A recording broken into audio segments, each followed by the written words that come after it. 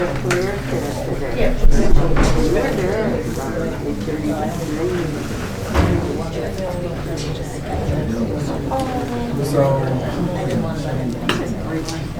good evening, everyone, and welcome to the Candidates Forum for the position of Homewood Village Trustees. Woo! Yay! Thank you for taking the time to attend this event and for striving to be very well-informed voters. I am Marva Campbell Pruitt with the League of Women Voters of Park Forest area.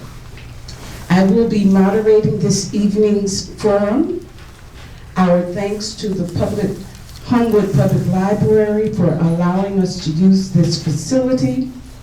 In accordance with the League of Women Voters protocol, I was chosen to moderate this forum because I'm not a resident of Homewood and do not have a vested interest in the outcome of the election. Okay? I would like to share with you an opportunity if ever you need to exercise executive privileges. The restrooms are right outside the door, one to the left and the other to the right, and you decide which one you're going to utilize. I would like to welcome and introduce you to the mayor of Homewood, who happened to stop by to be with us this evening. Mayor Richard Hofer, would you? Thank you for your attendance, sir. The League of Women Voters have a statement that must be read, okay? And I'm getting ready to do that right now. The League of Women Voters is a nonpartisan organization that neither supports nor opposes candidates for any office. The League is not affiliated with any political party. The League's purpose is solely to promote political responsibility through informed and active participation of citizens in government. Providing this forum allows citizens like you to become better informed about issues facing their community and to become acquainted with the candidates running for office. The League is open for membership, of course, for any citizen age 16 or older. If anyone here is interested in joining the League, there are brochures on the table outside the room, or you may speak to any of the members who's here assisting with the forum this evening. Holding candidate forums have long been a core activity of the League of Women Voters, and we have developed a set of protocols that will be followed today. The candidates were provided advanced written copies of the guidelines and the format that will be used, and they have even signed an agreement that they will follow the guidelines as a condition of their participation. I'm going to take just a couple of minutes, if you would bear with me, to review the rules as a reminder for the candidates, but then also so that you, the audience, know what the heck we're doing up here, okay? So some of the guidelines that we have. Each candidate has randomly drawn a number. Hold up your numbers. They've randomly drawn a number and they're seated accordingly. Each candidate will be allowed 2 minutes for an opening statement. All questions will be asked of all candidates, so please don't submit a question that's germane to only one of them, because that question will be discounted, okay? Questions that you're asking are for each and every candidate, and they will focus on the issues and nothing personal, okay? When the response time is up, the candidates may briefly finish his or her sentence, okay? And then they must wrap it up promptly. I don't want to have to interrupt you, okay? I don't want to have to interrupt. You have timers that's sitting directly in front of you, and they will give you little prompts. Can you show? At the 1 minute level, when you have 30 seconds, when you have 15 seconds, and when you stop. So when you see the red one, that means that you're going to finish that sentence, not the overall thought, okay? Following all the questions and their answers, they'll have a 2-minute closing statement. So they're going to start with the 2-minute opening statement, and they're going to close with the 2-minute closing statement.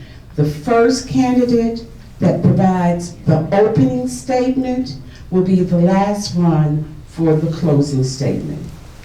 As I ask questions, I will go from one to the other in that order. So number one will not answer all of the questions first, okay? It's going to be round robin, and that gives you an opportunity to hear each candidate individually on a particular issue or question. I'm going to stop right this minute, and I'm going to ask all of the candidates to put away all of your electronic devices. And likewise, I'm going to ask the audience to silence all of yours. Candidates have agreed that their organization, and their supporters will not use this forum, portions of this forum, any video clips, any audio clips, cell phone photos, or transcripts to guide their political aspirations and for any other purpose. Any questions so far? Let me continue on. When you came in the door, there was a welcoming committee there, and they offered you a card in case you had to ask questions.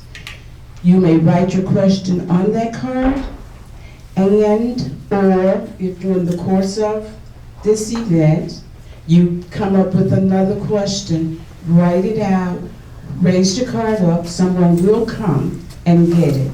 The 3 ladies in the back, they are screeners. They will screen through the questions. In some instances, the questions may be combined if they're very, very similar. So you may not hear your question exactly as written, but the essence of your question will be quite prevalent. If time runs out, and I think that it may, and every question is not addressed, then I will take an opportunity to provide a summary of some of the questions that were asked, just so that you know what your other community members' mindsets are and what their thoughts are and things that you would want to take into consideration as you continue your run for candidacy. Your courtesy and cooperation is appreciated, and even though we know that clapping can be quite encouraging for our candidates is to answer, but I'm going to respectfully ask that you hold your applause to the end. We're on a very short time schedule, and we want to be able to deal with as many issues as possible. Before I say let's go, I do want to introduce our supporters. And I mentioned that we had question screeners. They're at the table in the back. I would like for you to, and you can clap for these people. We have Loria Farley. Her hand is raised.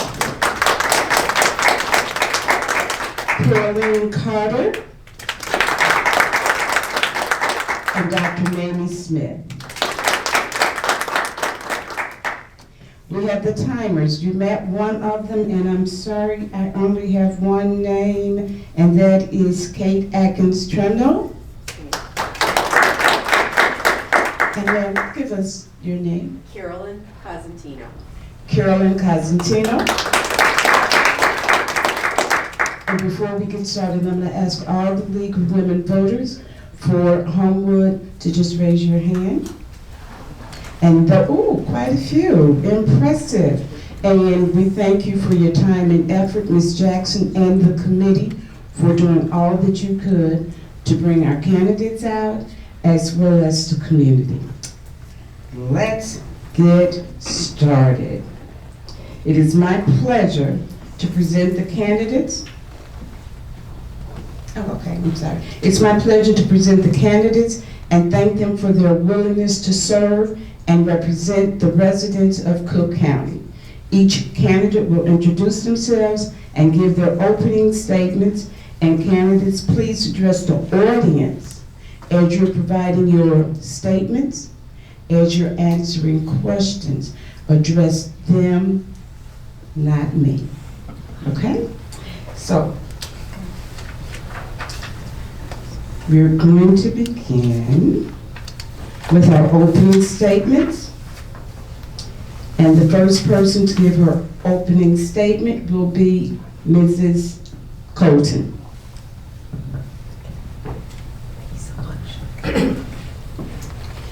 Good evening. I'm Ann Colton, and I'm running for Homewood Village Board. I've been a resident of Homewood for over 22 years. My husband Bob and I moved here in the year 2000, and together we raised our 3 children. This has been just a wonderful, wonderful place to live. In our 2 decades here, we have just experienced so many different things in Homewood and partook in so many different opportunities. For instance, I was on the Homewood Library Board. I did a lot of work with the school district when my children were in both District 153 and District 233. I was a room mom. I was on the PTA and the PMA board, Foundation 153 board. I coached 22 soccer teams and probably half a dozen t-ball teams. They kind of run together. My husband and I are musicians. I play my bass out in different events in Homewood. I love it here. I absolutely love it here, and I want to be part of the success story of Homewood. From the year 2009 until 2018, I served on the Homewood Village Board in the same position that I'm running for now. And during that time, I believe I distinguished myself as a trustee who cares, as a trustee who listens, as a trustee who collaborates with the community, and who researches, does the hard work, and makes every decision based on what's going to be able to benefit the entire community. If you vote for me, and if I'm elected, I promise you that you will have a voice with me, that I am going to listen, I'm going to collaborate, and you will be heard. Thank you so much. Good evening, I am Cece Ballou. I'd like to start with a thank you to the League of Women Voters as well as the audience for having us this evening. I am a current Village of Homewood trustee, a mother of 4 boys, 1 at HF, 2 at Willow School. I'm an elementary school assistant principal, and much of my role as an assistant principal is similar to what I take pride in as a trustee: advocating, listening, being diplomatic, problem solving, all of the things that it takes to work with stakeholders. I am also a current Foundation 153 board member. I have been a Homewood Public Library trustee, as well as an active member of PMA, PTA, the HF Soccer Club, the strategic committees for both 153 and HF, and a number of other organizations. I am the Director of Christian Education for Living Springs Community Church. One of the things that I want you to know is we're residents too, and I know you know that, but a lot of your concerns are also our concerns: for safety, for being invested in the community, for supporting small businesses, having a welcoming environment, being able to live in a neighborhood that people desire to live in, I enjoy listening, I enjoy working with stakeholders, I enjoy growing and evolving as a trustee. I am still learning, and I would be ever so grateful to have the opportunity to continue doing that. And I am approachable, and I believe I have demonstrated trustworthiness in every role that I've played, so I would be grateful for your support and your vote during this campaign. Thank you. Good evening, everyone. I want to thank the League of Women Voters for hosting this event, all of you in attendance, and allowing me the opportunity to introduce myself to you. I'm Julie Willis. I've been a trustee with the Village of Homewood since August, so not for a very long time. But I have been a Homewood resident along with my husband and 3 children, excuse me, for over 14 years now. And what originally brought me and my family to Homewood was what we believed the schools could offer our child with special needs. And we weren't disappointed. My child, who had special needs, went through the Homewood schools, graduated high school here at HF, and went on to graduate college. And it's something we didn't think would happen. And we are so grateful for the schools, for the community. It really served our family well, and I believe that I owe something back to a community that's treated my family so well.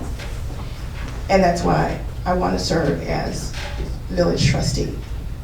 I believe I have the qualifications to do the job well. I'm a graduate of the University of Illinois. I received my JD, master's, and undergraduate degree there. And after graduating, for 28 years, I've been a public servant. I've worked with the Public Defender's Office defending my clients' rights. And as a public defender defending those rights, I protect the rights of individuals. I make sure that their government treats them fairly and plays by the rules. And it's that same focus I plan to bring to my work as trustee, making sure that our government treats its residents fairly, plays by the rules, and respects all of the residents' rights. Thank you. Thank you. Good evening. Thank you to the League of Women Voters for hosting tonight, and to my fellow candidates, and to you for attending. I'm Village Trustee Jay Heiferman. I've been a resident of Homewood since my family moved here in 1968. I attended Churchill, James Hart, HF. I graduated from the University of Iowa in 1982 with a degree in finance and risk management. I spent 35 years running AAA Rental System, a regional event equipment rental company that my family operated until it was sold in 2017. Today, I'm with the entertainment division of Hard Rock Live. I've served in the village leadership capacity for decades. Before I became a trustee in 2006, I was chair of our Economic Development Committee. Prior to that, until today, my life has been all about being involved.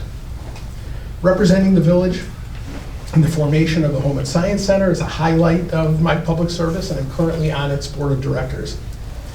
We as trustees oversee a professional village manager who leads a stellar team in providing residents and businesses and visitors with a virtually seamless stream of services. And we're all supported by the work of our dedicated boards, commissions, and committees. I'm running to remain a trustee for the village board simply because it's my civic duty. I've proven that I act responsibly, and I act exclusively on your behalf. Most importantly, I really enjoy it. I have a comprehensive understanding of our village government, its impact on our lives, and its role in our region. I've demonstrated that I'm forthright, I'm fair, and I'm connected to the community. There are challenges and complexities in running a small city, and we have a system that meets them head on. I'm excited to stay a part of the system, and I appreciate your support. Thank you for the opening statement. We will now go to the questions that's been posed by the residents here. And can you hear me okay? Do I need the mic? Okay. So we will now go to the questions. Okay. We will now go to the questions posed by you and a couple from the League of Women Voters as well. We're going to start with number 2, Mrs. Ballou. You will answer this question first. What is one good idea you have to better the community that no one else is talking about?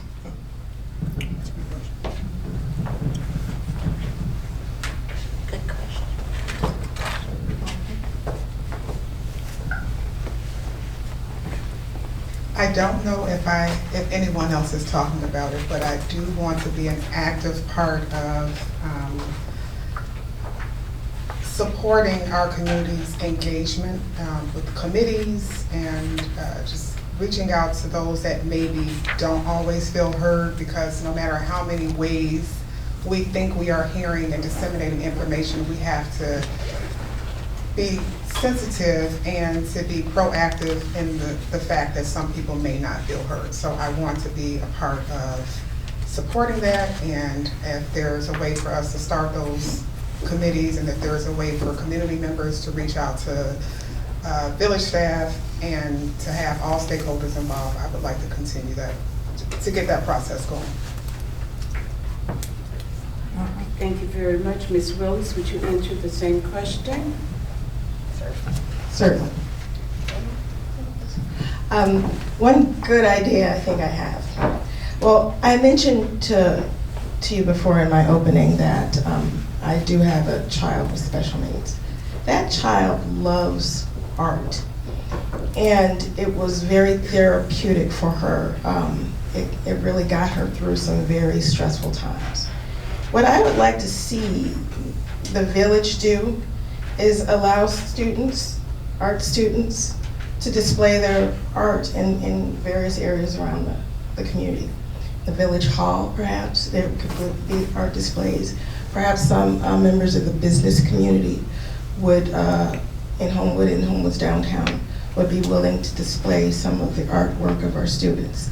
I believe in these times of high stress, it's a wonderful outlet, and I think it would really bring the community together. Thank you. Mr. Heiferman?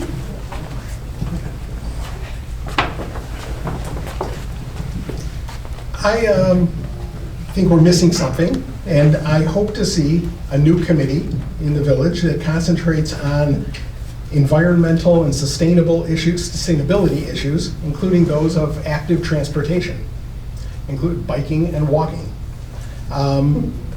And also in the environmental world, I continue to push for the elimination of the critical only use of harmful chemicals in our public areas. And I try to live, and I try to encourage, and I hope that the village will continue to encourage sustainable lifestyles on many levels.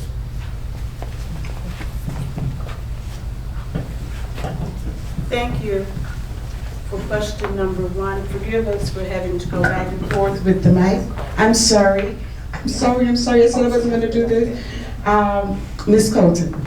Thank you.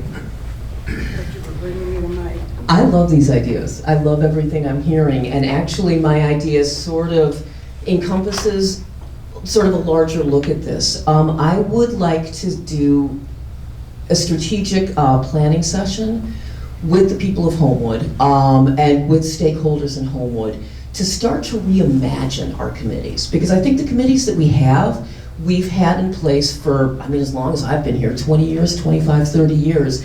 And a lot has changed in our society, and I would like to see our village committees reflect the changes that we've seen. I'd love to see a green committee. I'd love to see a diversity DEI committee. I'd love to see a social media committee. I think these are opportunities to take the people, the knowledge and the professional experience and the passion of the people of Homewood, and be able to leverage that in a way where they can help, send ideas and recommendations to the board, and we can consider them. I think it will be a better way to get everybody's voice heard. Thank you. We're moving on to question number 2. And Mrs. Willis, you will start with that answer. The question is, what is your position on the excessive fund balance that's in the general fund.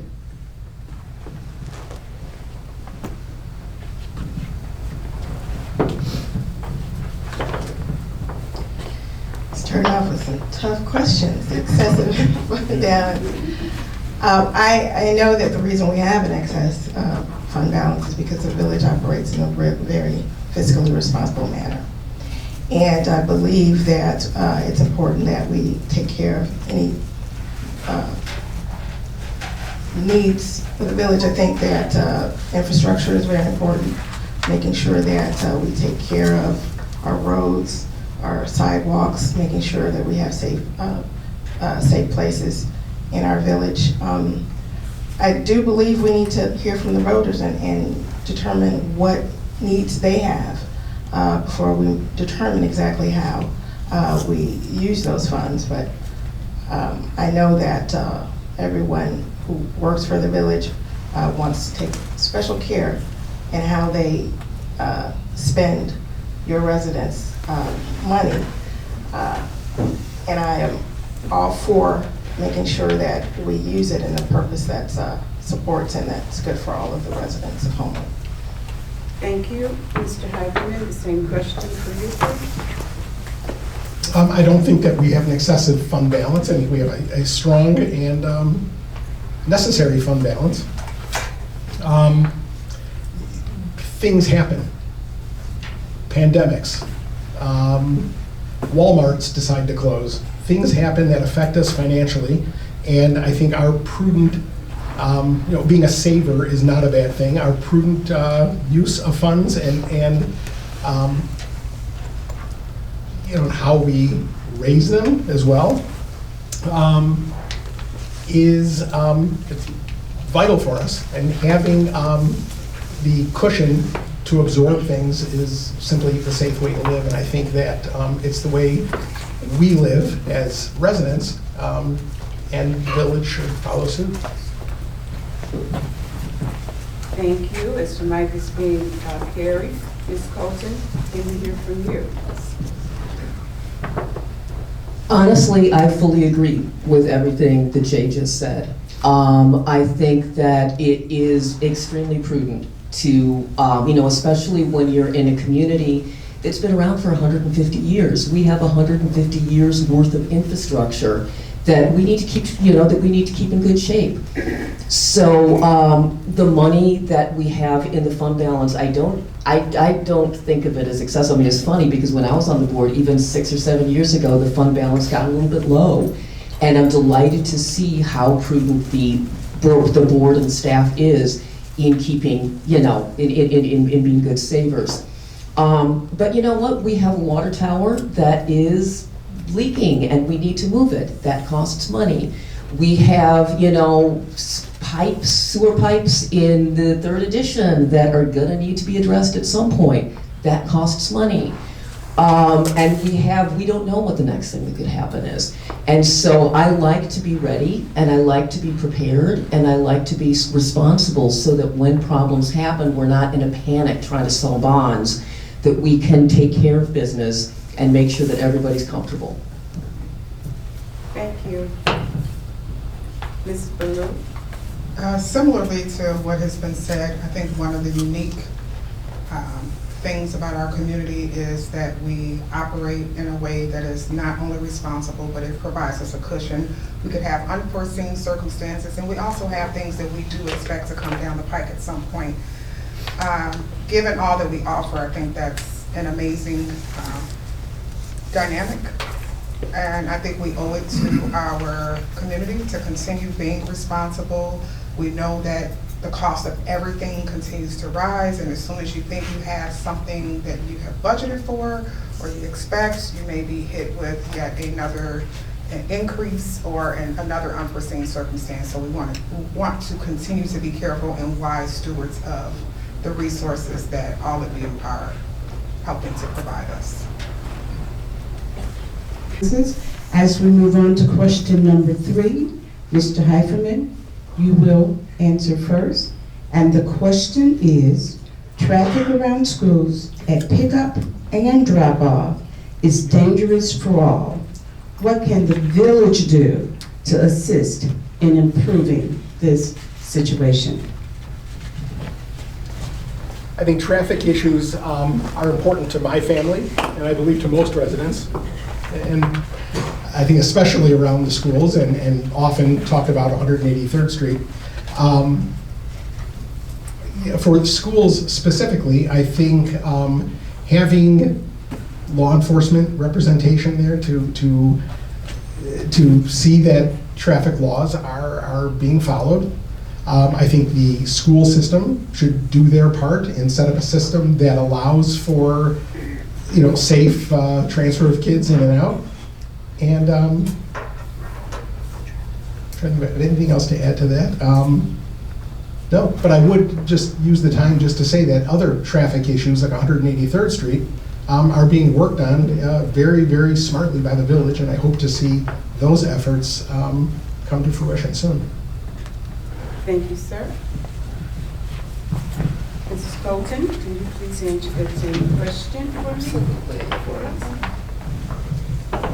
It's funny, I just had a conversation with the village manager about traffic issues, and he was telling me that in December of 2022, just this past December, the police department started a targeted enforcement of speeders. So like on 183rd and Governors and Ridge Road, places where the speeders happen. They've been offering overtime to police officers to come in and keep an eye on that. I would suggest that perhaps we should also add the school zones to those targeted enforcement zones. Because I love the idea of making our roads safer, but I really, really love the idea of making our schools safer. And it would be an excellent opportunity for the village to collaborate with the school district in order to make everybody's life better.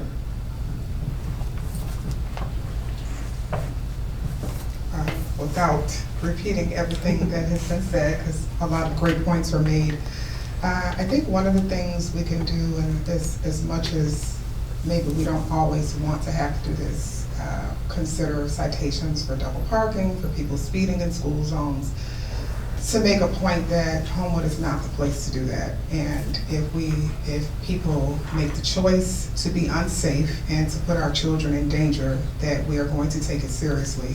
And I should have started with, I think the police department has done an amazing job in many capacities, but there are opportunities for us to grow, and I know that because I have had 4 children now in the school district, so we want to continue to support the police department, and we also want to not just tap people on the wrist when they violate safety procedures.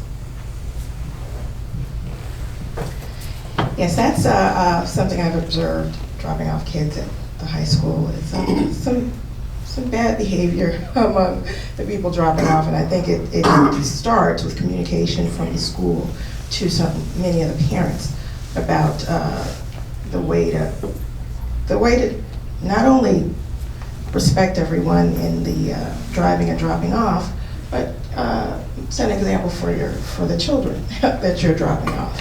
So I think it's very important that the school and the parents communicate and stress safety. There is also a role for law enforcement to ticket and monitor speeds of the people driving in and around our schools to keep our children safe. Thank you.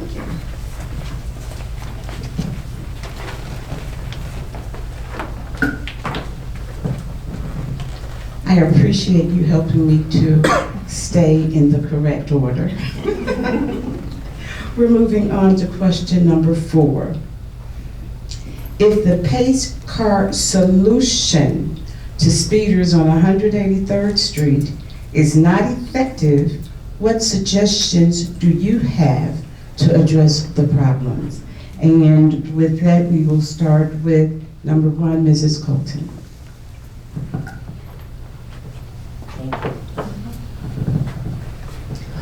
Well, I think the first thing we need to do is to give this program time. You know, it's important to be able to let everything roll out and get the data in and the information to find out if it's working or not. Beyond that, honestly, I would want to sit down and have a conversation with Police Chief Denise McGrath.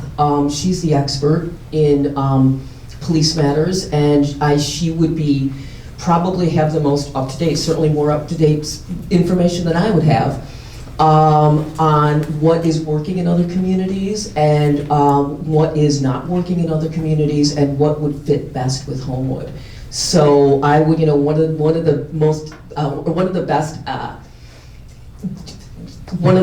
best things that a leader can do is to surround themselves with smart people and listen to them. And that's something I want to do. We've got a very smart staff, and so I would talk to Chief McGrath. Thank you very much. Mrs. Ballou? Yes, my response to this was going to be almost the same as Dan's for a couple of reasons.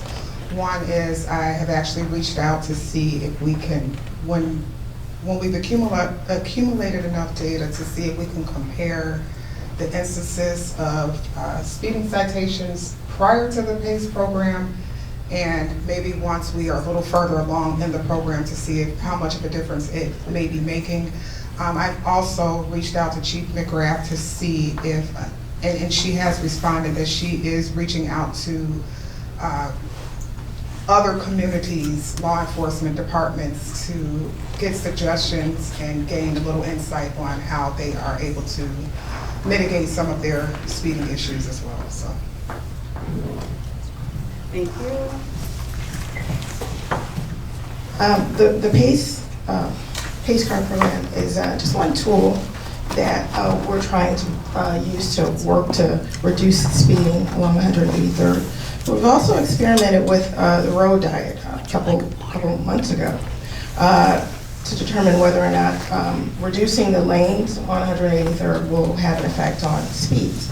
And I believe that experiment did produce some results that appear to be favorable. And the village, I believe, is in the process of trying to secure a grant with ITEP, Illinois Transportation Enhancement Program, to see about making those changes permanent, to reduce the lanes, add bike lanes, to make 183rd Street safer for motorists, pedestrians, and cyclists alike. So that's another option that we can use to reduce the speed and make the road safer. Mr. Heiderman? Thank you. I think the PACE car solution, or the PACE car program, is a tiny symbolic effort to aid the much bigger plan, and that is the reconfiguration of some of the streets that need it, like 183rd Street, to use the road diet plan, meaning turn it into a one lane each direction and then a center turning lane, and then we'll also have the benefit of having the outside lanes as bike lanes. I think that is the best solution, but I also think the additional solution is the one that people talk about, and that is law enforcement. I have no issue with Homewood having the reputation. When I was a kid learning to drive, East Hazelcrest was known as a speed trap. I have no problem with Homewood being known as a speed trap and maintaining that reputation. I think that would make a real difference to the people that create the problems and drive crazily like they're playing a video game. So, enforcement.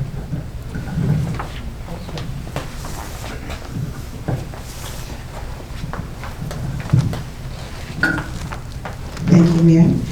As we proceed on to question number 5, Mrs. Ballou, you will be the first to answer this question. That's if it's applicable, I believe that it may be to all. As a trustee, please tell us about a time that you disagreed with the mayor and acted on it, meaning you didn't vote necessarily in the way that he possibly was agreeable to.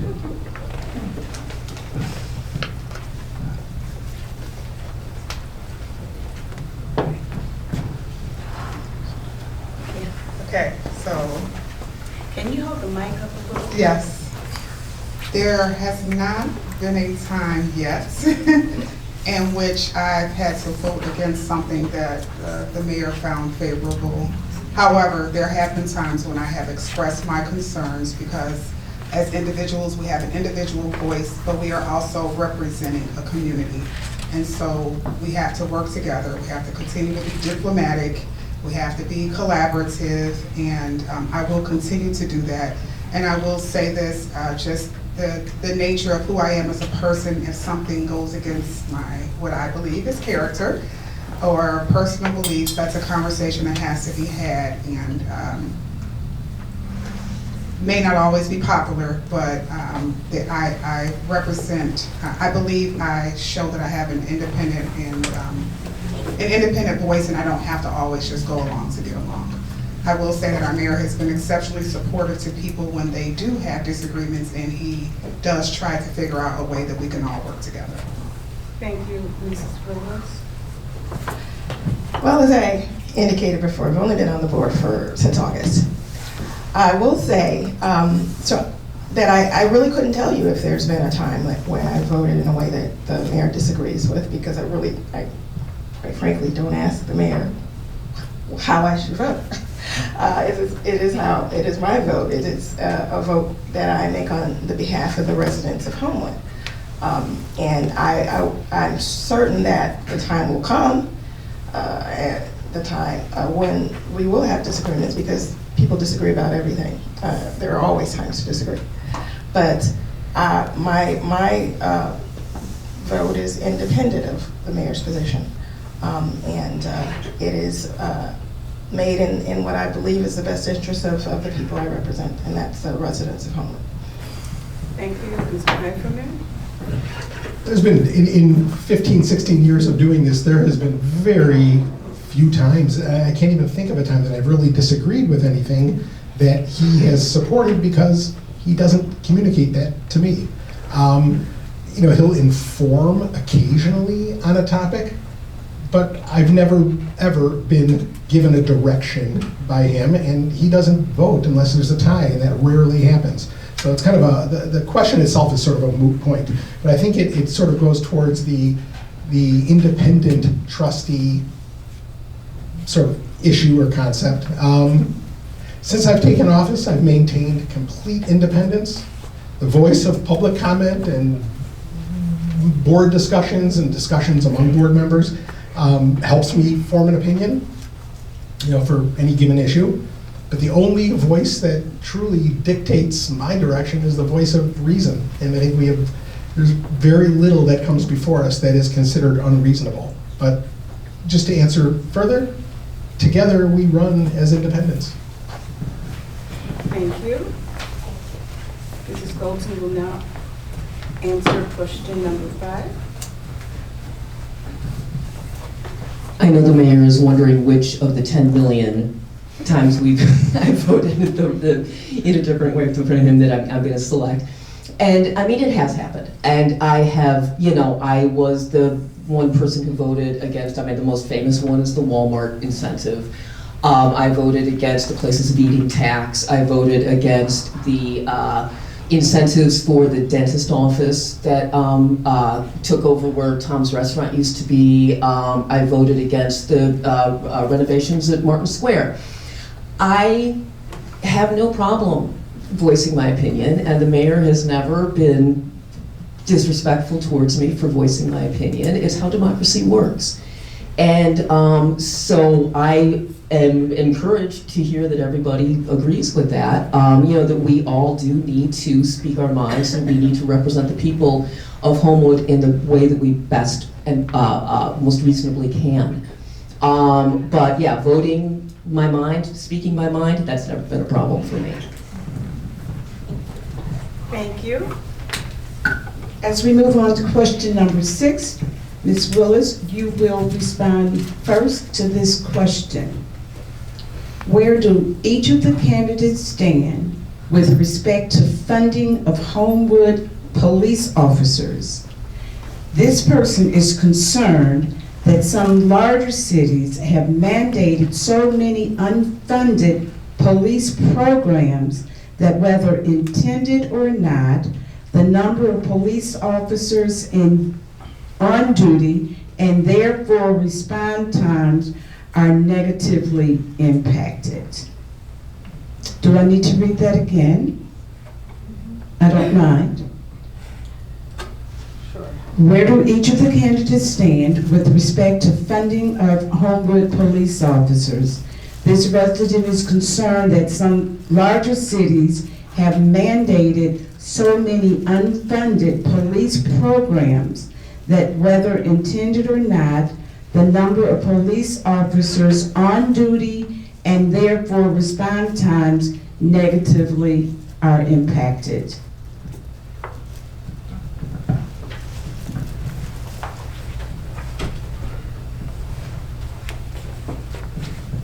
Do the best I can to answer the question. My work as a public defender's office often sees me cross-examining police officers, at least in the past. Not so much in my position now as supervisor. So many would think that I think of policing as police officers as the enemy. I absolutely do not. I believe they are essential to keeping us safe. And I think that funding them well makes them do a better job, and then makes me a less effective cross-examiner because they have everything they need to do an effective job of keeping us all safe. And that's what I want for our community. So I am all in favor of making sure that our police officers, our police departments are well funded so that police officers get the adequate training they need to respond appropriately, to keep our residents safe, and operate by the best practices for our residents. Thank you. Mr. Heffernan? I don't really see this as a question that's relevant to Homewood. I think our police funding is done as part of our budgeting process. I don't know of any major issues or any mandates that are really preventing us from funding our police department adequately and responsibly. And that's all. But if funding is needed, I would support funding the police. And I trust the advice of our police leadership as well as our finance department and our village management that all work under the direction of the village board. And I haven't heard anything from the village board that that brings up this topic. Thank you. Ms. Golden?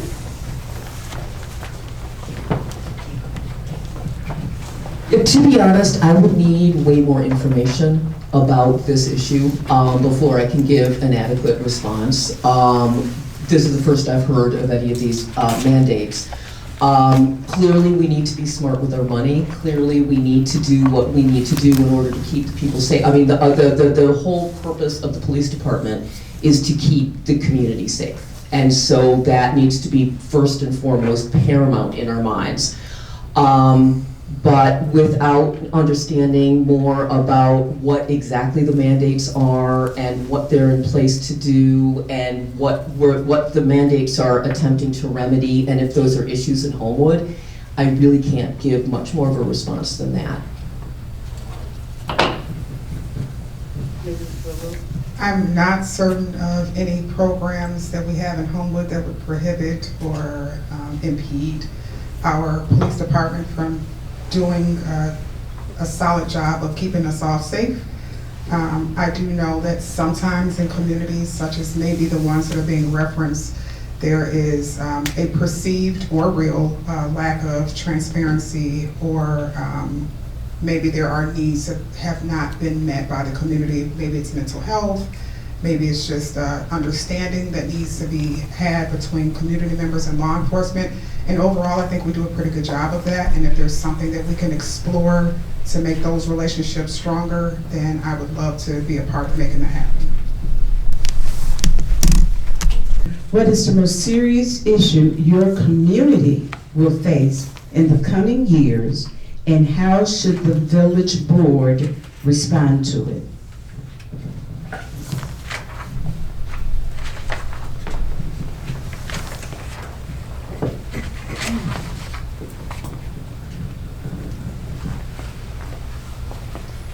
I don't know if I can actually categorize the most serious issue, but I think we have a variety of issues, and one of them would be our aging infrastructure.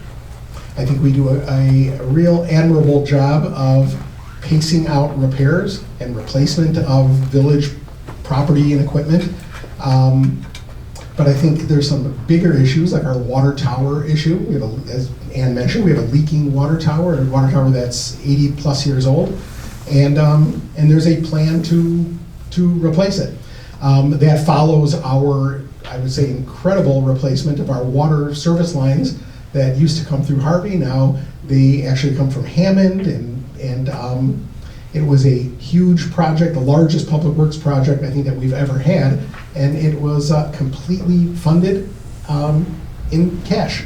And I'm hoping that the water tower program, which will happen in the next few years, we've already started plans for it, but I'm hoping that it too is handled the same way, responsibly, on time, hopefully under budget, but hopefully paid for. Thank you. Ms. Colton? Thank you. I think in addition, I think Jay made a lot of good points there in terms of the infrastructure, and I agree with him on that. I think another issue that is going to come down the pike and that we're going to have to be very, very careful of how we handle is the casino coming into town. I think the casino brings some great opportunities with it, but it also, we need to be very cautious in how we proceed with it. I've done a lot of research into casinos, and I've spoken with village managers, police chiefs, and economic development people in communities that have similar to ours that have brought in casinos. And I keep hearing the same stories from them, which is it can be very good, but you have to be really smart and very, very intentional in the way you do your economic development beyond just the casino. So I think as a community, we're going to need to make sure that we are making good decisions, and we're going to need to have constant communication with the residents and the businesses to make sure that everything is being handled in the most judicious and best way to ensure our future success. Beyond specific issues, many of which have been mentioned, I think one of the best things we can do as a board is to continue to evolve and listen and evolve. Oftentimes we make plans, and as well-intended as they may be, you have a plan in place, and it's important when we see that it's not going in the direction that it needs to go to for our community, that we take a step back and start listening and start making the changes that we need to make. I do know one of the things that we can continue to strengthen is the retention of small businesses. We do a great job of attracting businesses and could probably do a better job of keeping them here and providing a way for them to continue to grow and prosper in the community that we all love so much. Thank you. Ms. Willis? It's so hard to predict what's going to come up next. No one predicted the COVID pandemic and how it would change our lives so much. But the village weathered it, and weathered it well, and is still very strong financially. And that is, I attribute that to some very strong leadership, very responsible use of public funds. And I think that if we continue to do that, which is what I hope to do as part of the village board, continue to act responsibly, continue to take care of the residents and behave in a responsible manner, we can weather any other troubles that come our way. I do, like Ann mentioned, hear a lot from the residents about the concerns with the casino coming and whether that will bring crime and traffic in the future. I did have a conversation with Chief McGrath about that, and I asked her what her plans are, and she is working on plans to address those issues. She's meeting with other departments who have casinos in their areas to see what kind of problems they face and what can be done to head anything off, since we know we're going to be in that situation. Question number 8. It's going to start with Ms. Colton, and some of you can just prepare to repeat some of what you said or creatively come up with something else, because this committee, community resident wants to know, what do you foresee as possible effects that the new casino will have on Homewood?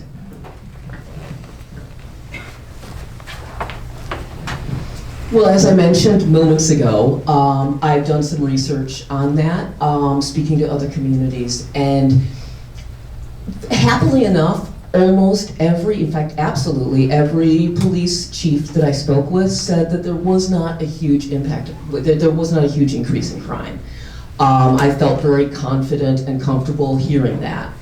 The biggest impact that it has is on actually economic development, and not in the way you'd think. Because economic development, you know, I think a lot of the communities that have casinos come in and fail because of the casino are the ones that say, we're going to put all of our eggs in this casino basket. And we're going to succeed because the casino is going to fix all of our problems.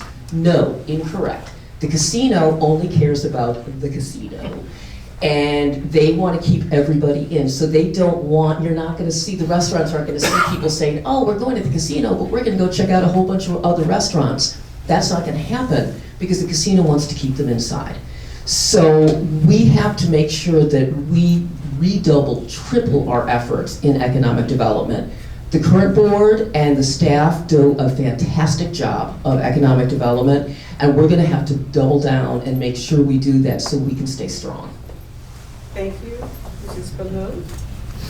Similarly to Ann's point about safety, everything that I have heard from communities that do have them is there's not a huge spike in safety concerns. Traffic may be something that we have to continue to explore and get creative and listen to our community about how to fill some of that additional traffic that we may have in the area of the casino.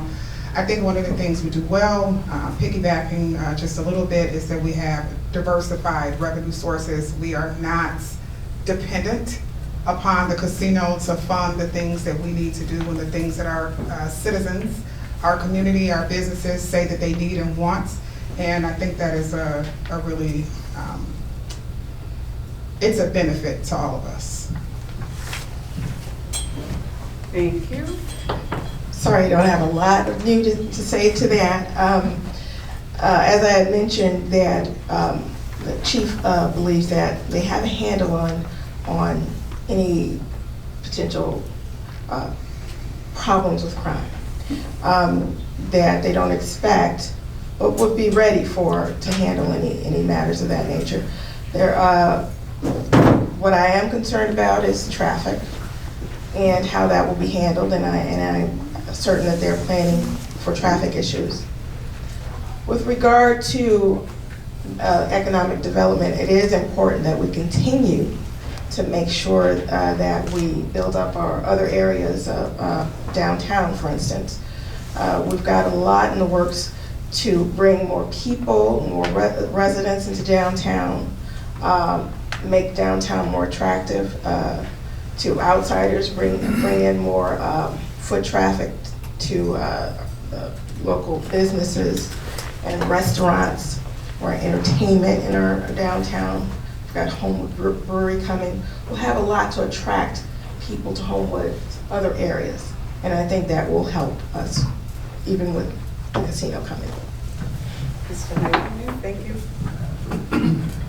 I'm going to take the social issues of casinos sort of off the table because I think that's beyond the purview of our board. And it's a much larger societal issue than just a local issue from a community that hosts a casino. Also, minimum negative impact, I think. Remember, we're not starting from a depressed environment. Some of the communities that have casinos and have said that it hasn't done anything for them or has caused problems are generally communities that start with a negative baseline. I work in a casino. I work directly with security leadership. I work directly with the Gary, Indiana Police Department. And I see what goes on. And it is a relatively passive environment. I really don't see a criminal or a crime impact at all. The casino itself is in East Hazel Crest. The parking structure will be in Homewood. So that'll also minimize any real impact. But on a positive note, there is future income that we look forward to. But it should be known that we've already received over $250,000 in permit fees for the building of that parking structure after the expenses of reviewing those plans have already been paid. Thank you.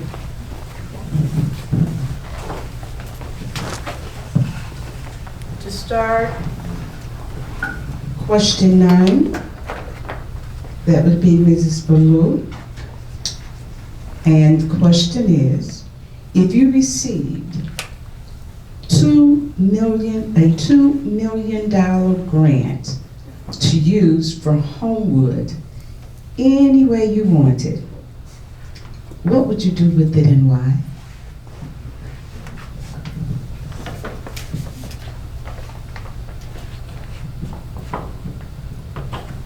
One of the honors of being a trustee is being able to listen and commit myself to supporting and representing our citizens. So before deciding how to spend any money, I would like to formulate committees, organizations, opportunities for conversations, even for criticism, because that's how we grow and that's how we interact as a community, and allow our community to decide collectively the best use for that money. thank you, Ms. Willis. I love Cece's answer. It's a really responsible one. But me, if I just had my wish to do anything I wanted with it, I would love to build a fabulous arts center, performing arts, visual arts. I would just love to see that. I think it would be just a wonderful thing for the community. Of course, that's just my wish list, and that's my personal desires. But as was mentioned, it is more important that we get input from the residents and see what it is that they would like to do with such a great gift. Thank you. Mr. Heiferman? I'm going to mention something that Ann had mentioned about, well, she didn't support the expense of the Martin Square Streetscape program. I felt entirely differently. I supported it, I'll say profoundly. I think it's super important. I would take those $2 million and expand on that. I'd like to see better signage around downtown, the hardscaping of our whether it's our sidewalks, the signage, directing people towards downtown. I think it's something that's difficult to fund, and that would be a good way to do it. I'd like to see more features that are attractive. I'd like to see more public art. I'd also like to see a little bit of money put towards the rear view of buildings that run along the train tracks. I think it's kind of a lost opportunity to showcase Homewood as Amtrak, which has a big stake in Homewood, a renewed stake. I think as travelers come from around the world and pass through Homewood, it should be something to see and something that they remember. Yeah, I think streetscape projects would be great. Thank you, Mrs. Colton.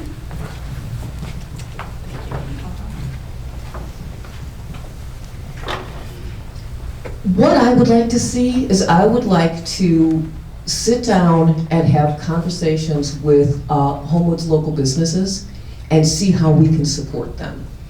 I think that in the conversations that I've had with local businesses, they all have struggles. And the struggles of a small business can be solved with smaller amounts of money. They don't need the huge TIF allocations. But you know what? $10,000, $20,000, $30,000 can make all the difference in the world to these businesses. And the more we are able to fix our small businesses' problems, and the more we are able to retain small businesses, the fewer vacancies we'll need to fill. So really, it's a win for everybody. Thank you. We are winding down, but as we go into question number 10, Ms. Willis, you will be the first to answer this question. In regards to the trucking facility, what impact will this have on Homewood, both good and bad?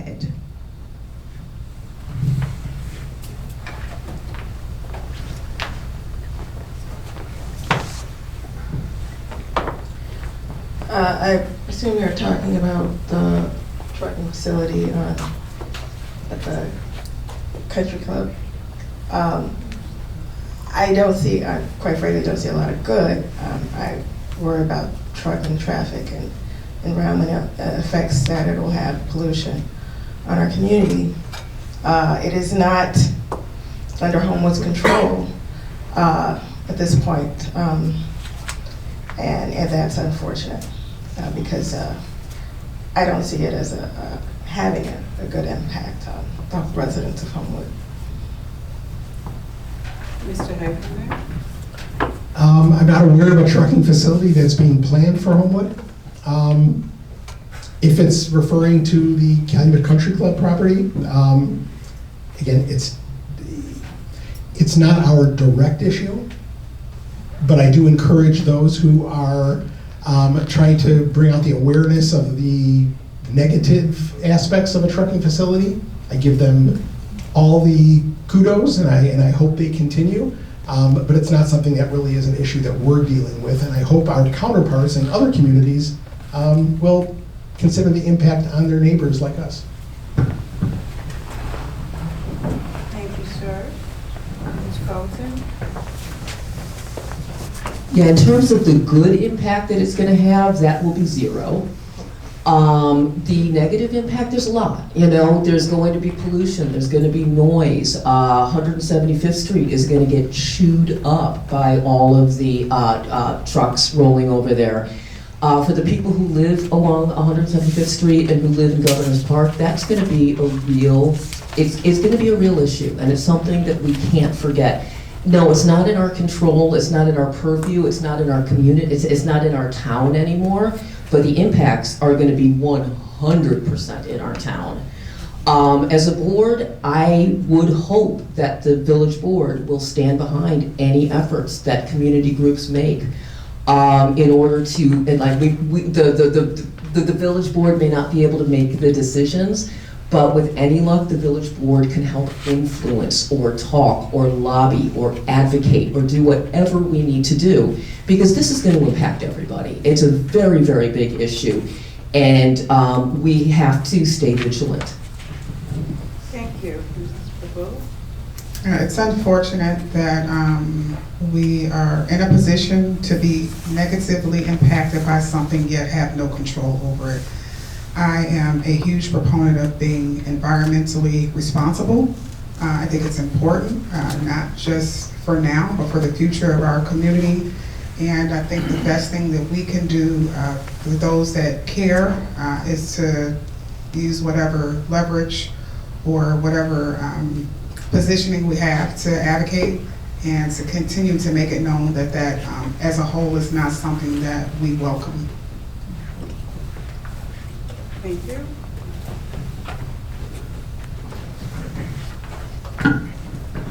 Moving into question number 11, where Mr. Heiferman will start.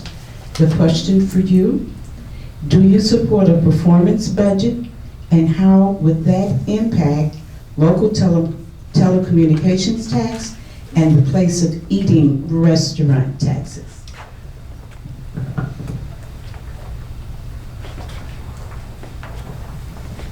Could you clarify the question? I don't understand the beginning. You know, I think it's sort of difficult for me to clarify because the resident asked it. I can only repeat it, Okay, if that would help. sure. Okay. Do you support a performance budget, and how would that impact local telecommunications tax and the place of eating restaurant tax?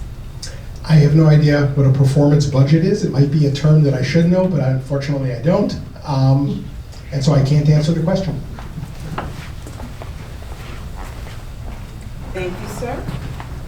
Colton, can you answer that question? I'm so sorry, I cannot. I would say if the community member is here, please reach out to me on my website or on Facebook or something, and I'd love to hear more, get some more clarity on this, because it sounds like an interesting question, but I don't have an answer for you right now. I'm very sorry. Mrs. Pavone? Well, I wish I could phone a friend. But since I can't, I am always approachable, and I would love to hear more about this question, because it's a little bit of a mystery to me right now.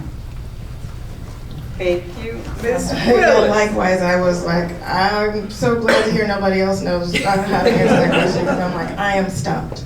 So again, I would be happy if someone could explain what is meant by the question, to provide an answer, but I can't right now.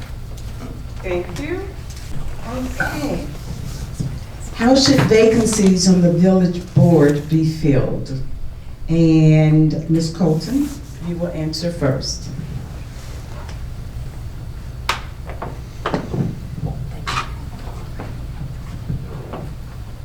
Appointments to boards are so important. It's funny, I think every single person on this board, or on this panel, started out as an appointment. I was appointed to the library board, and I think everyone else who was appointed. So appointments turn into long-term leaders. And as a result, we need to make sure that we make that process as transparent as we possibly can. Every other board that I've ever served on and that I know of uses a similar protocol where they make an announcement to the community that anybody who wants to send in a resume and to be considered for a position on the board can do so. And then the board would go through all of the different resumes, pick out the best, maybe 4 or 5, bring them in for interviews, and then the entire board would ask them in open session, full transparency, all the questions. And then at the end of that, they would pick the person. That's not how it's done in Homewood. In Homewood, I mean, maybe it is now, but when I was on the board, I was told who was going to be appointed, and I could either vote yes or no, and I never had a chance to question them. I never had a chance to really even interview them or anything. It should not be a prerequisite for being friends with someone on the board or with the mayor should not be a prerequisite for serving. It should be open to everybody, and we do need to change the way we do things. Thank you. Ms. Ballou?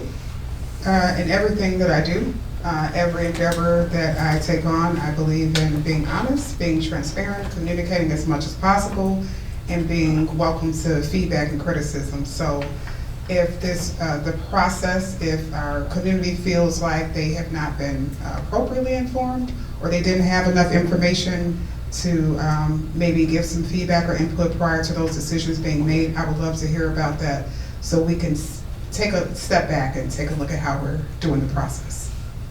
Thank you. Ms. Willis? I think in most forms of government, the executive does make the appointment, and the legislative body gets to vote on those. And that's the process that the village operates on. I do understand that before all the meetings, the agendas are put out there for the residents to see. They can participate and come to all the meetings and see how things done. Because I do believe it is important that the residents know what their government is doing and who is involved in making decisions on their behalf. I do understand that, you know, when vacancies happen, they have to be filled.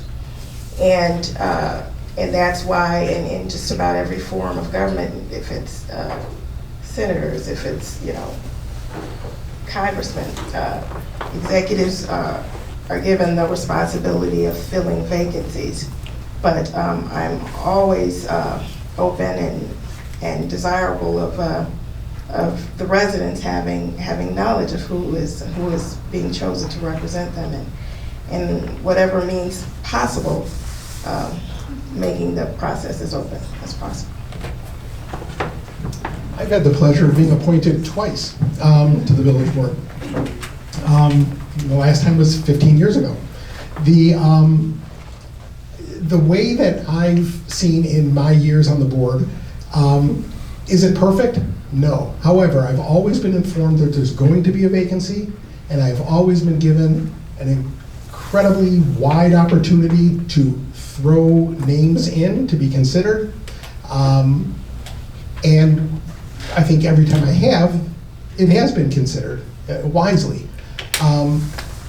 Announcements of board appointments are made publicly before board meetings, before we have a chance to approve or disapprove.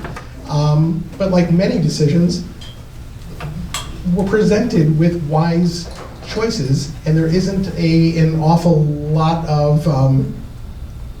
that I disagree with. In fact, I think just about every appointment I've dealt with on the board has been filled responsibly. I think if that becomes difficult, then opening it up to the public in an organized, fair way isn't off the table.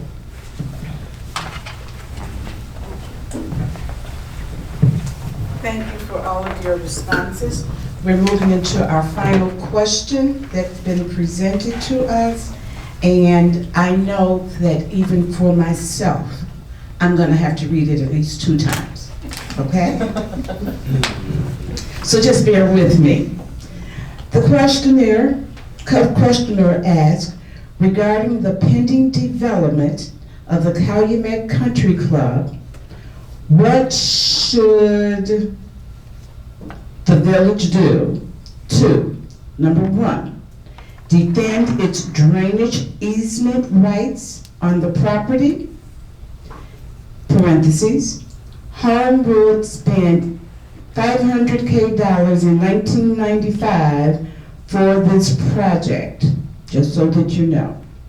And number 2, what should the village do to minimize truck traffic through Homewood from the anticipated 400 trucks per day, which will often use Ridge when 80-94 is backed up?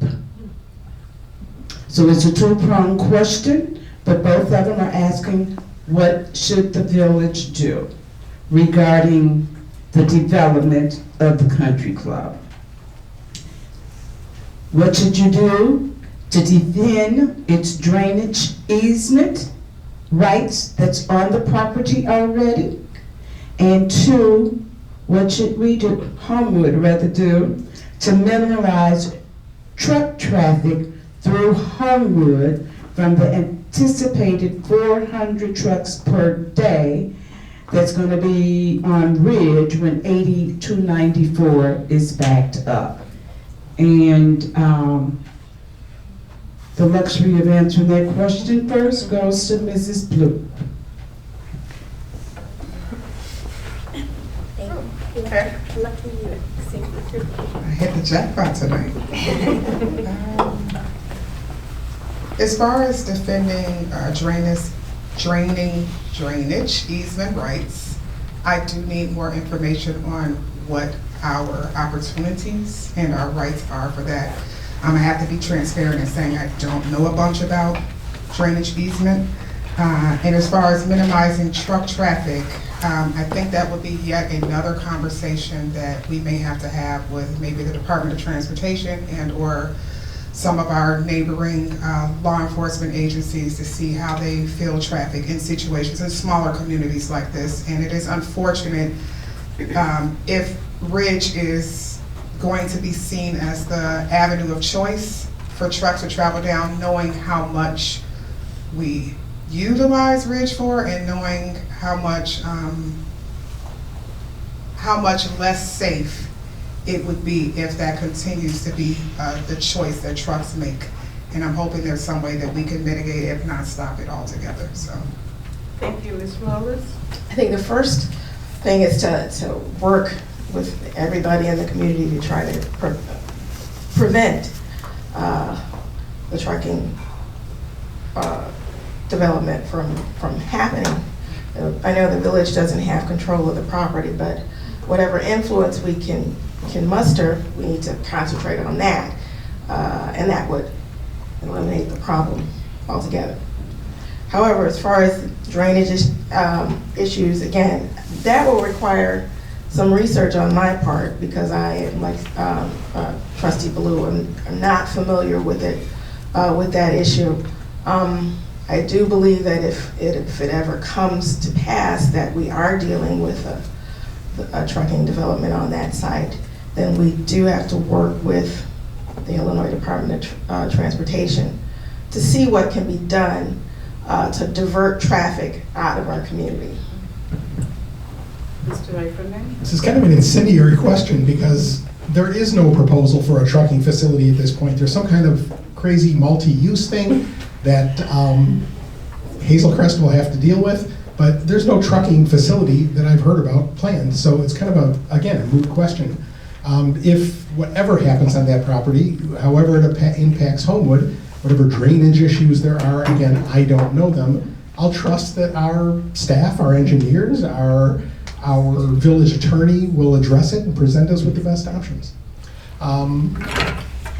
Is there anything else on that? I can just say, just for the record, though I kind of deflect these questions because again, there is no current issue for us.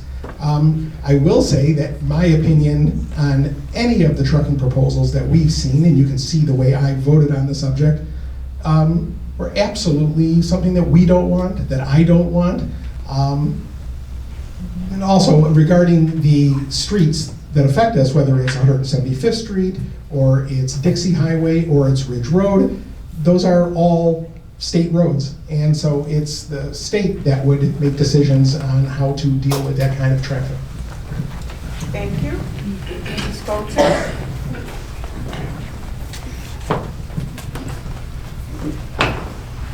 Like some of the other, well, everybody else up here has said, I need more information. I need to educate myself on, drainage easements and on what authority the village will have in terms of traffic control. But what I will tell you with absolute certainty is I'm going to do whatever I can do to protect Homewood from the negative impact that a trucking facility will have on us. I have no problem sticking it to the diversified, whatever the company is. I have no problem getting in their way. I have no problem making their lives difficult. We need to do that. We need to stand together as a community. We need to stand together with our neighboring communities. We need to work together with community organizations to find a way to stop this. And I think that we should stop at nothing as a community. We need to stop this. Thank you very much, candidates, for answering all of the questions. We're now moving into the round where you're going to present your closing statement. You have 2 minutes in which to do so, and Mr. Heiferman will begin. I have kind of a prepared, very poetic concluding statement where it ends with, I'm excited to be part of it and I appreciate your support. But I'm going to skip it all and go to something else that I think is important. There's been a topic of community engagement and transparency that those issues have come up in a way that makes it seem like there is an issue. But I'm going to talk about some of the things that we have going for us in that respect. The beautification and tree committees, the veterans, rail, senior advisory committee, economic development, stormwater resource committees, the ethics commission, police and fire commission, planning and zoning commission, appearance commission, and the police and firefighters pension boards. Those groups with the village board involve almost 100 residents that are directly involved as members of those boards, commissions, and committees. We support each other. Our village board meetings and other hearings are always well announced, open to the public, and available to stream. Our website and social media channels are active and comprehensive. I've made myself available consistently since I became a trustee. I've hosted a couple of hundred of my first Monday get-togethers over the 16 years. Mayor Hofeld and key staff are available every Saturday at the Village Hall. and there's always interesting guests. I am occasionally. He attends, I'm referring to the mayor, attends dozens of block parties each year. We have year-round festivals, markets, family-oriented events that engage and drive community. In fact, there's 9 new events this year. And there's frequent hearings and workshops. The recent comprehensive rewriting of our zoning code included multiple opportunities for our stakeholders and our residents to be directly involved, and they did, along with the along with the dedicated members of our Planning and Zoning Commission. Thank you, sir. Mrs. Coulter is next. Closing statement, 2 minutes. I would like to start out by thanking the league and for putting this on, and for all of you for coming out, and anybody who's watching this on the internet. This kind of engagement is exactly why Homewood is such a fantastic community. The board needs to reflect that kind of engagement in a holistic and overall way.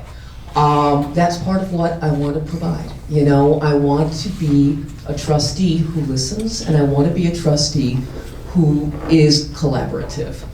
I've never been afraid to speak my mind, but I've also never been afraid to change my mind. We need to let the facts determine what we do, and we need to make sure that we know what's going on. The only way to be able to truly collaborate and to make the right decisions is to not just talk, but to listen. And that is one of the things. I'm a documentary filmmaker, and I'm like kind of a professional listener. It's something I love to do, and it's something that makes relationships, come to fruition. And any community needs that. Every community needs that. I'm here to listen, and I will hear you. And if anybody has input, positive or negative, please talk We would to have me. your attention, please. The time is now 8:30, and the library's computer and wireless Also, it's internet 8:30. services will be shutting down in 15 minutes. Oh, yes, Please they take do your documents close. to the library or bring your document now. So, Thank were you you. finished with your statement, though? was done.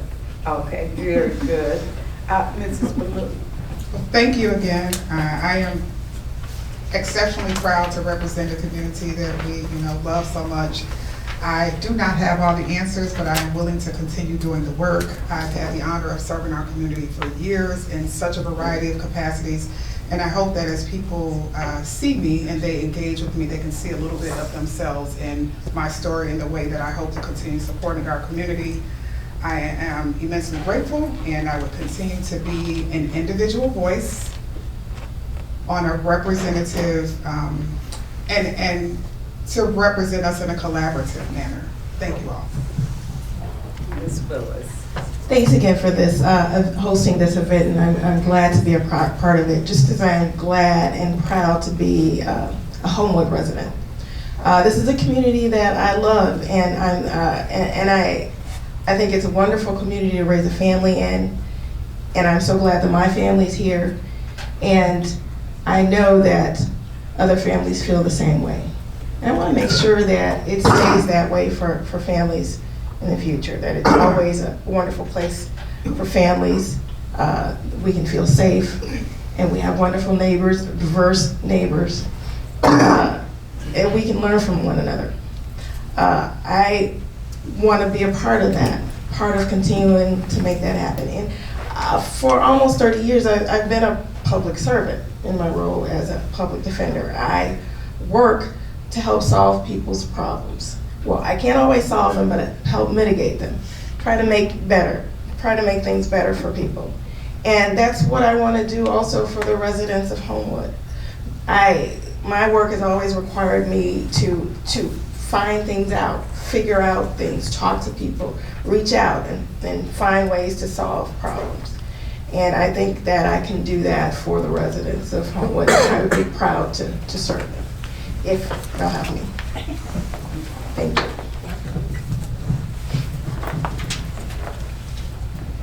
Thank you. This has been a very fruitful discussion.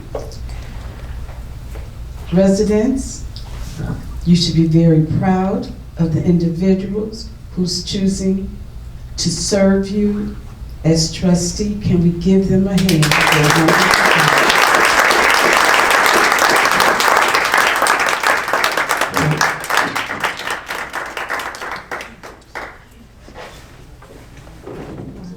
I wish all of the candidates a very